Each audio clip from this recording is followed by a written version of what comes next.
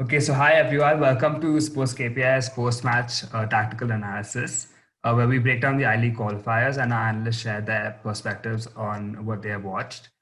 Today we have Meet and Ryan who have joined us.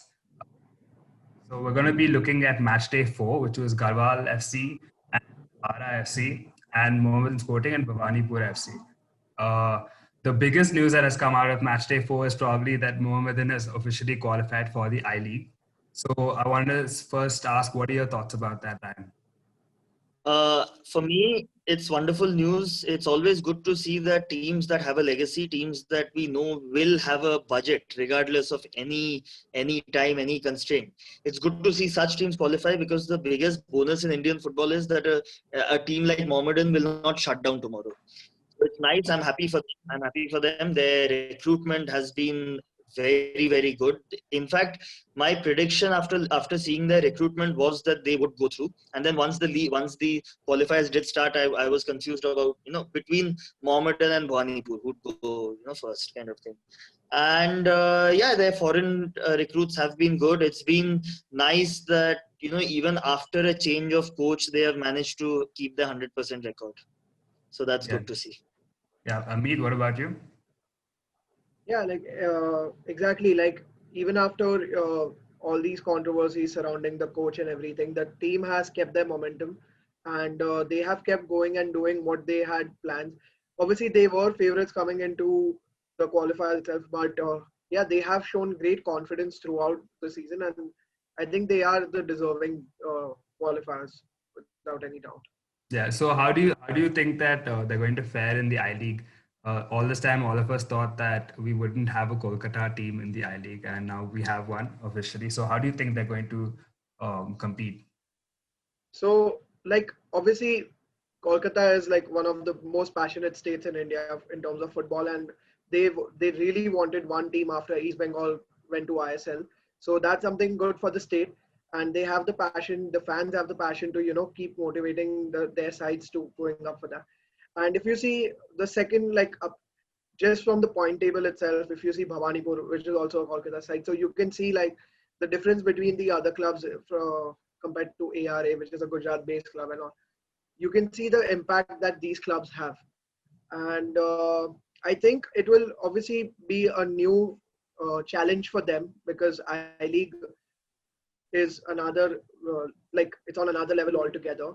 But looking at their form and the players and the way they have been responding, it would be interesting to see who they hire next or they keep going with their assistant coach. But yeah, it will be a new challenge for them. Yeah, Brian, what do you think we can expect for them in the upcoming I League? With Calcutta clubs, their biggest advantage is that since it's a culture in football is a culture in Calcutta, there'll always be scope for big sponsors to come in. There'll be big scope, and since there's the television and all that involved now, there we might see a possibility where Mohammedan could probably be the biggest. They could have the biggest wage bill in the league, and we have seen in the past that when they were in the I League a few years ago, they signed Said Rahim Nabi, Tolge Ozbe. So we could see a similar kind of spree, and I wouldn't put it past them to win the I League if the little things are done well. One thing we would expect is that whoever the coach is, the management will always be calling the shots because Yeah. that has been Mohammedan historically. So even when they had coaches like Syed Naimuddin, since they had legendary coaches, it's always been the officials calling the shots. But then again, they the officials calling the shots, at least in this edition, seems to have worked. So I'm quite optimistic. Yeah, yeah. Okay, so let's get to match day 4. The first match I want to talk about is Garhwal FC and Ara FC. Garhwal wanted to end the I League qualifiers of 2020 with a win, but ended up having to share their points with Ara FC. So, Meet, what do you think were the biggest talking points about this game? Mm, I feel like it's the same story for the entire season for Garwal. Again, dominating possession, taking multiple shots but not being clinical enough. If you just look at the numbers itself, they took like 20 shots and only 3 were on target, which is so disappointing for them. And if you look at the team in general, they look like a very unidimensional team. They don't have much dynamism in their side.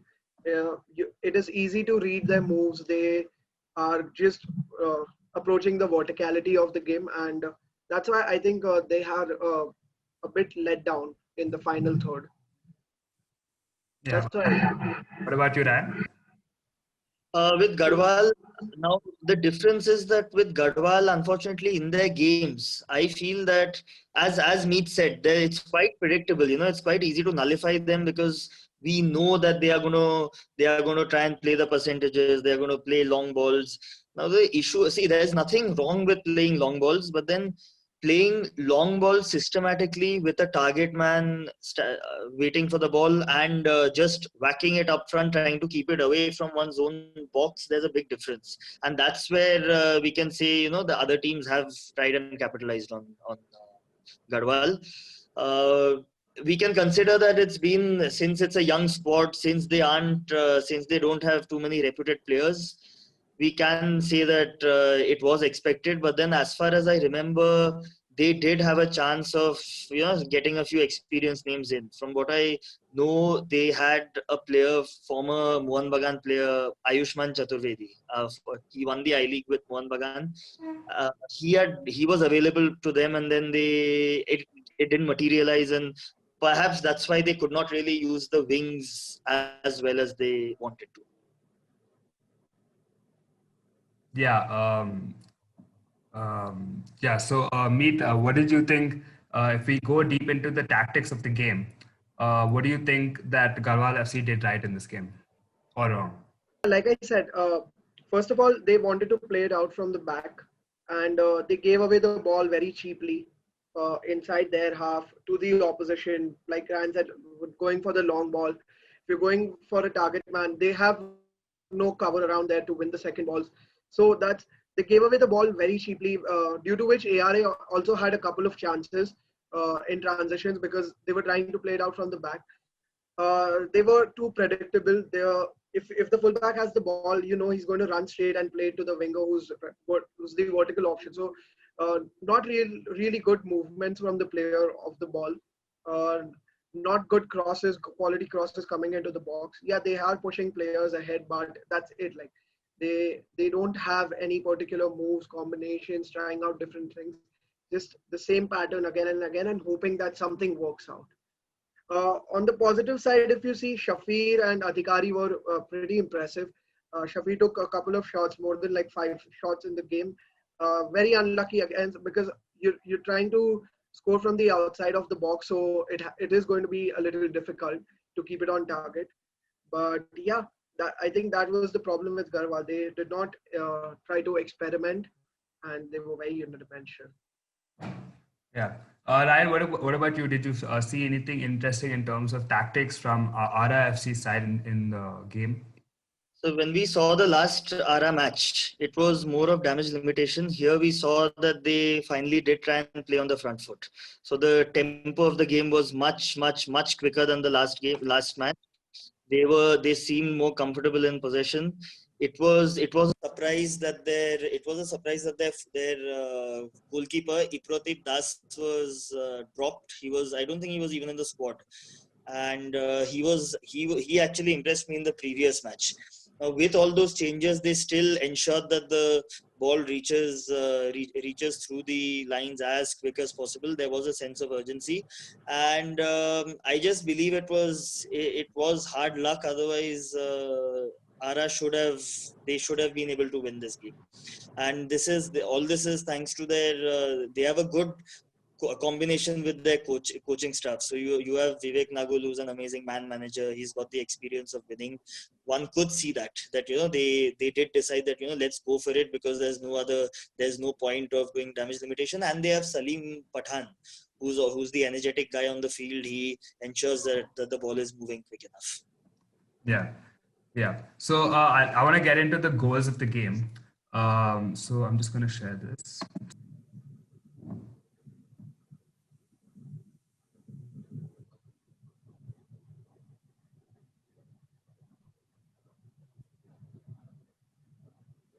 That was good. So, Ryan, what did you make of it? It was a good set piece. Yeah, firstly, amazing delivery. Now, when we look at Garwal's running, they did well. They delayed their run a bit, but the issue with ARA was that the defenders were all ball watching. If you see, they were all concentrating on where the ball is going, and they weren't really looking at the runs made behind. And that's where Garwal capitalized. But this is again a normal thing one sees in the second division I League. And yeah, they could have just tried and ensure that there was a bit more distance between the who they are marking. There was no clarity on who they were marking, and that's what really got them to concede the goal. Yeah, yeah. What about you, Amit? Do you think that RRFC could have done better to defend the score? Yeah, exactly how Ryan spotted. So if you see the free kick, like just before he's about to take it, Tigga and Kumar, for some reason, they swap their positions and the marking responsibility. And it was like in a very last second, and there was no clarity in marking, like who's going for who, and it was very immediate. Because of which, also Seal, who was the front man covering, he was not aware of the positioning, so he went ahead before the ball was played, which allowed I think who headed the ball, Pandari or the Seals run, like there was no offside trap, and he went too early for no reason. And obviously he's trying to block the post, but for no reason he went ahead, and yeah, as Ryan said, that the marking was very disappointing. Yeah, yeah. Okay, so next I wanna take a look at the foul that led to the penalty, which Ara converted in the end.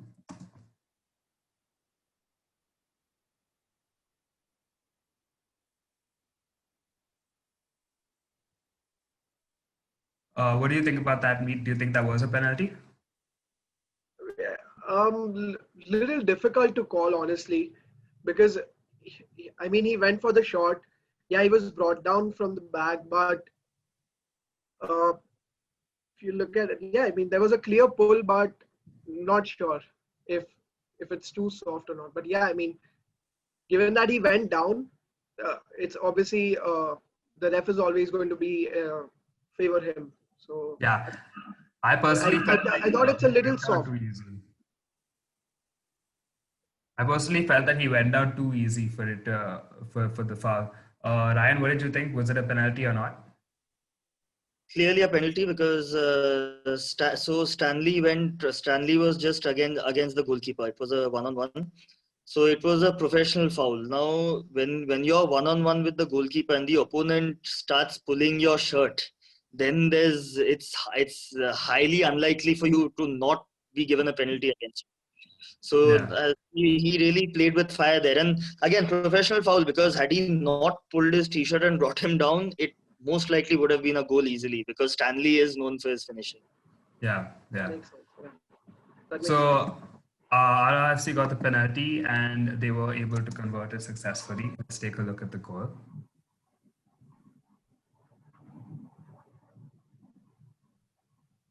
Cool and calm, composed, and it was a good penalty in the end, and it saved them towards the end of the game as well. I'm interested in what do you think were RFC's biggest strengths or weaknesses that they can work on for the following game that they have? Ryan. The strengths are that we see an upward trajectory with their mentality. They are trying to play on the front foot. I just hope that it continues, because right now, there's nothing to lose, and this will be a very, very powerful. This will be a vital game for the ARA management to make a decision on who to recruit for the following season. Because as far as I know, the coach who runs the team, he's not going to be happy with just being a team in the second division. He's definitely going to go for promotion, and that was evident with the pre-qualifiers, that they had that vision. Weakness wise, if the defense can just get a bit more confident both on the ball and while defending, it will help, because on the ball they are more of the type that, okay, let's just quickly get the ball out of our feet to play it sideways. And in the second division, I honestly don't think tactics are priority. It is the fitness that is priority, unless the timing of the games of the kickoffs change, unless there's more time to prepare. So I think that's one place where they can do. And in terms of man marking, it's very important to ensure that you have at least a one arm distance, and you're following your tracking your attacker. Otherwise, there's no chance. And it was evident with the set piece, with the set pieces that they faced throughout. So, unfortunately, Garhwal FC, their campaign has come to an end in a way that they are probably disappointed at. But Meet, what strengths or weaknesses did you identify that RRFC could take on to the next game? What strengths Or you asking? weaknesses? Okay, so like Garhwal, do you need to reinforce their attacking options? I feel like compared to the other I-League second divisions attackers, I feel they need to. Uh, Otherwise, they need to up their game in terms of being clinical and trying to convert their chances. The midfield is really good, and the defensive organization could be a little better. Obviously, they want to play it out from the back, and also they need those ball playing centre backs who are not going to commit so many mistakes, which we have seen them doing. But they are a positive side in terms of creating chances, in terms of trying from distance. So that's something which is really positive that we have seen throughout the tournament. And yeah, they just need to be a little bit more confident on the ball and try different things. Yeah. So who was your man of the match for the game? Uh, if if I look at from an individual perspective, I think Swami has been really impressive. He won the penalty as well, the first one, which Ahmed missed. He did a good job defensively as well for Ara, and he's been running up and down for the pitch. Even in the last match, he was impressive. He scored the goal for them. So I think Swami was impressive. If you talk about Garhwal's side, I think Shafir was fantastic in this game. Nice. Ryan, what about you? Who is the man of the match for you? I'll resonate his point. It is Swami, hands down.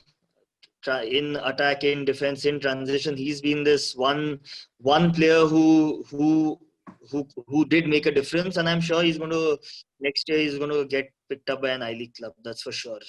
Yeah. Okay, so let's move on to the second game of match day 4, which is the Kolkata derby, the first Kolkata derby of our Indian football season.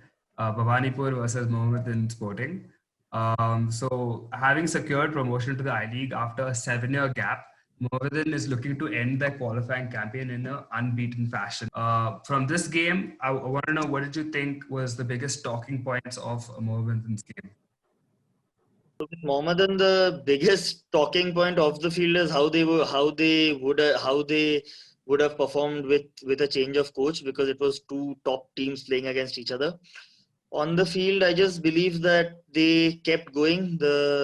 Again with them, there was a upward trajectory. They played even better. I'll talk about the two key players I found in Mohammedan, and things are looking good. I just believe that if they can even retain maybe 60% of that, most importantly, Kaza, then they can do well in the future.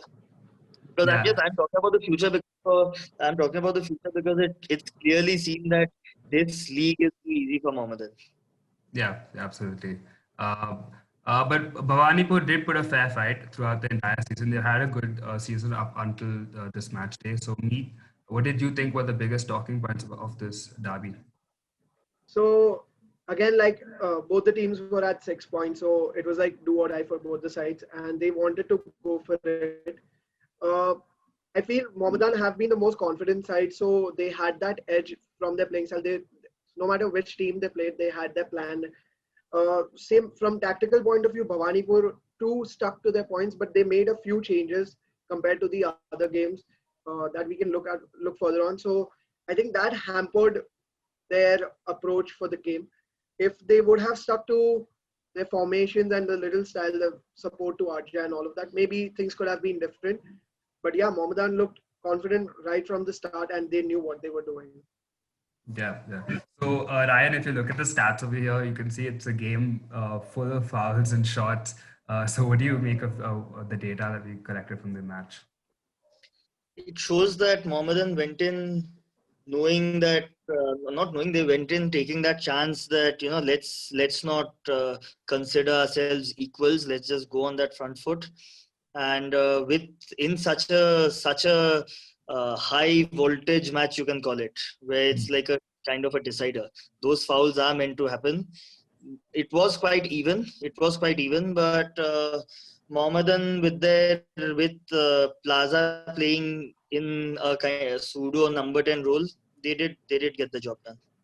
Yes. And in terms of tactics, how do you think Bhawanipur approached this game? They went right. They went right for it. They were very, very dependent on Adja, their Ghanaian striker. He's phenomenal. When you see him play, he doesn't seem the fittest or the fastest, but at least he knows how to get the job done. He's always at the right positions. He is taking those chances, and I believe that if they can retain him, that's the only savior, unless they completely go and get top India. I mean, the best of the rest from the Indian players. I find there's a bright future for Adja because he's only 22, I think, and he's already proved it at Neroka. He's proved it at Mohammedan before that. So I think there's a lot to come from him. Yeah. So, Meet, in terms of tactics, what do you think Mohammedan did right to win the game? I think if you look at their side, they were when they started playing out in possession, their clear target was Plaza. Get the ball to Plaza. They were hitting those long balls towards him. All the balls were targeted towards him, and his aerial presence is so strong. You know he's going to win the first header, and then the support around him to win the second ball was, I think, the differential in the game between Bhawanipur and Mohammedan.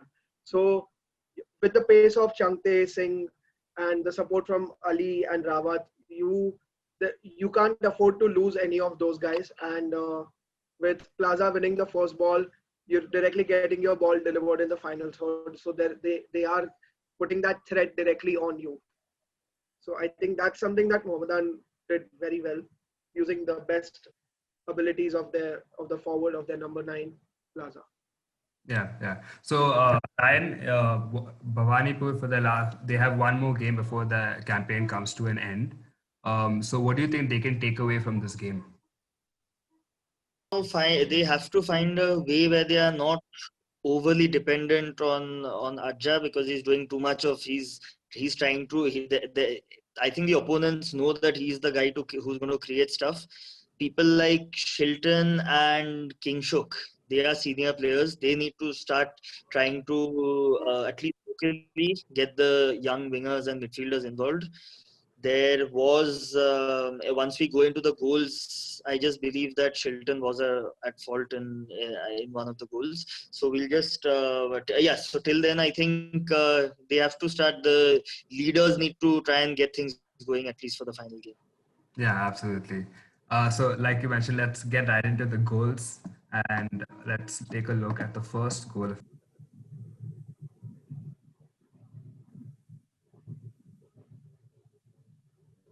What do you make of that, Ryan? So Changte, his off the ball movement, it has always been phenomenal. I mean, it would be hard for any defender to try and follow him, because his timing of the runs are rapid and always at the right time. Great decision making. And I think that's what did it. Now, if you're looking at Bhawanipur from a defensive perspective, I just believe they were too static. So Mohammedan's tempo was too quick for them in the box, and then they weren't too sure about who needs to go where, and they took too long to react. Yeah. That's where they could probably change things in the next match. Absolutely. So, Meet, what did you make of it? Did you think Bhawanipur could have done better? Yeah, just like adding to what Ryan said, like they were creating.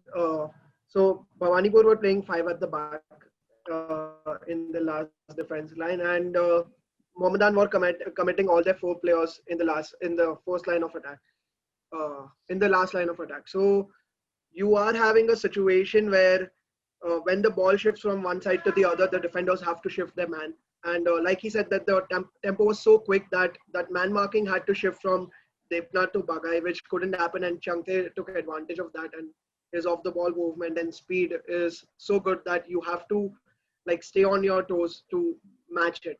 And that's where they failed. I feel Debnath, in terms of positioning, when Plaza plays that ball to uh, uh, number 47, I think Debnath could have done better. But unfortunately, Changte gets on his blind side, and then it's just too easy for him. Yeah. I think it's pretty interesting to note how Plaza is so influential on this entire attack, even if he's not the person who is scoring. If you look at around 60% of the goals he scored, I mean, been involved, no, 60% of Mohammedan's goals this season have probably had him involved in it. So what do you think about his influence on the team? Like that he does everything. He drops between the line to receive the ball. He quickly lays it off. He also goes wide to support his winger, like you saw in this goal.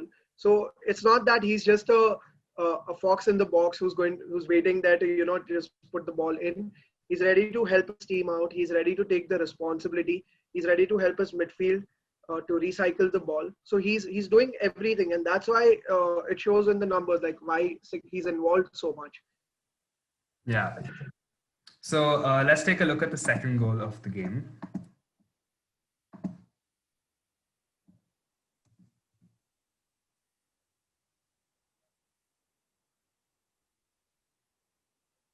It was a good finish. Ryan, what did you make of it? If we look at the defenders, there was a bit of confusion as the ball entered the 18-yard box. And I think Shilton Paul could have probably done better with his communication, because we saw two Bhanipur players go in for one ball, and that's what created space for that finish. The finish was fantastic, but in order to avoid that, had the man marking been in place, then that could have been avoided. But otherwise, there's nothing Shilton could have done. That was a brilliant cross from quite a difficult angle, and Shilton was beaten to his near post. Yeah, I think it's a great set piece that Mohammedan have probably been working on as well. So, Meet, what did you think about the goal? Yeah, like exactly. When a keeper concedes from the near post, he's always going to be subject to some criticism. But if you look at the strike, it's fantastic. It's through the legs. It's very difficult to react to that in the right time. And so, yeah, there's very little Shilton could have done. Maybe from the communication point, as Ryan said, absolutely. Like I said, like they are winning the first headers. Mohammedan are doing that. So that's something that Bhawanipur should have corrected. Other than that, the first touch is fantastic to take it on his chest and redirect it towards the goal. I think that's one of the key reasons why it was such a fantastic sight. So I think the credit goes to his first touch. It was super. Yeah. So Ryan, what do you think was the key takeaways that both the teams can take from this game going into their final games of the season? So for Mohammedan, they are quite dependent dependent on Plaza. That's for sure. If I were the Mohammedan coach, I believe Plaza could make a bigger impact if he would play solely as a number 10. Solely as a number 10, because he's unselfish. He ensures that he can hold up. Now, holding up is a very, very big attribute in the second division, because the amount of times you have to play with your back towards the goal for long balls is a lot, and he's probably the best in the league with that. And they should try and probably play Subhash Singh as striker instead of left wing, because Subhash Singh is known for his finishing. I think he finished top scorer or joint top scorer in one of the I-League seasons with East Bengal. That's one tactic they can change. And I liked how now a lot of focus is on Plaza, because he's the one creating the goals. But one person who doesn't really get recognition is their midfielder, Sheikh Fayaz. He does a role similar to Arun Kumar of Bengaluru United. He's the one who dictates the speed. Again, he dictates the tempo, and most importantly, he's willing to take those risks with those with those long diagonals, and they often work more than they don't. Yeah. I just believe that as Plaza as a number 10 and Subhash Singh as a striker would be much more deadly than what they are right. It's hard to find a problem. It's when you look at Mohammedan's squad, it's hard to identify a problem for them to actually work on for the following game. So, Meet, when you for Bhawanipur, what do you think they can work on for the last game of the season? Yeah, like they need to do what they did in the first two games. Uh, Support Adja. They have an amazing player in Mola and Raj. I feel Anup Raj. So I think they need to get ahead as quickly as possible. The mistake that they did, I feel they went a little bit too defensive for this game. They went to 5-4-1. They were doing really well with 4-4-2 because Adja had that support of Mola up ahead, and there was more freedom to Raj and Pandit, both of them. So that's something that they should keep doing. There is nothing wrong in having less possession like they were doing before, and because they are so lethal in transitions, and they can create. Also, if you see the best chance that they created in this match as well was from a transition where he could have easily chipped it over the goalkeeper and it was almost a goal.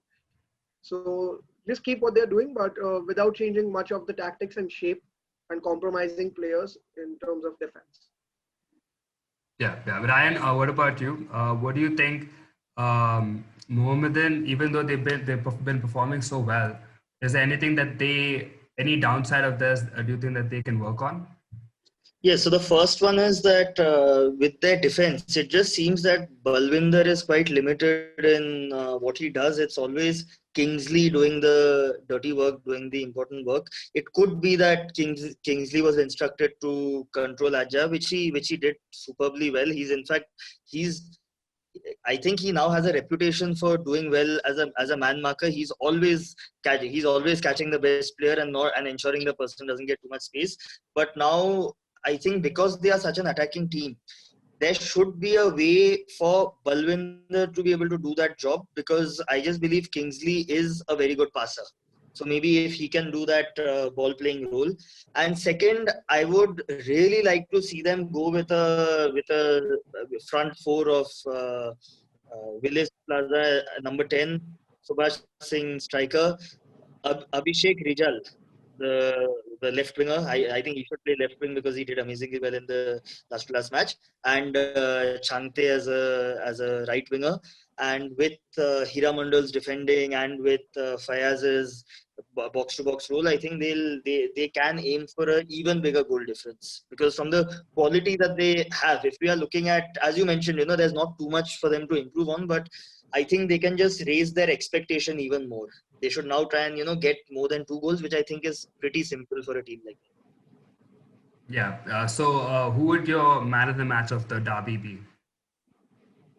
My man of the match would obviously, I would just, it's difficult to say because they have all done their roles properly. So Kingsley has ensured that Adja, he's actually very important. He ensured that Adja doesn't get too much space, because had Adja got enough space and had Kingsley not put his foot in for those shots, the score could have gone the other way, because we know how dangerous Adja is with his goal scoring.